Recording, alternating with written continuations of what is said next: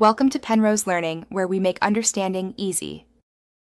You begin by securing your data, because repairing system files can change configurations. Back up now, then run as administrator so commands have full access. Once done, confirm your Windows build with WinVer so you pick correct repair paths. Next, open an elevated command prompt and run sfc/scano to detect corrupt files. This is the first actionable scan. While SFC runs, avoid heavy disk activity so the verification completes without interference, and you get accurate results.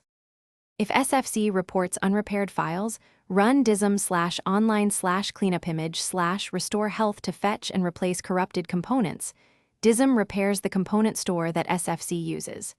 If Dism fails to restore, specify a source image with /source, wim x \sources \install.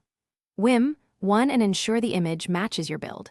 Once Dism completes successfully, run sfc/scano again to let SFC repair remaining files from the restored store.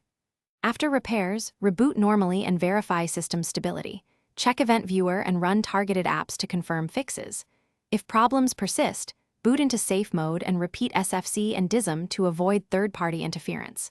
If safe mode still fails, perform a system restore to a known good point or an in-place upgrade repair to preserve files while reinstalling system components.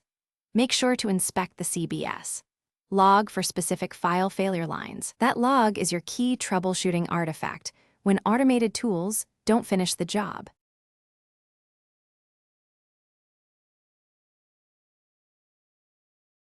Thanks for watching. If this was helpful, leave a like and consider subscribing. See you next time.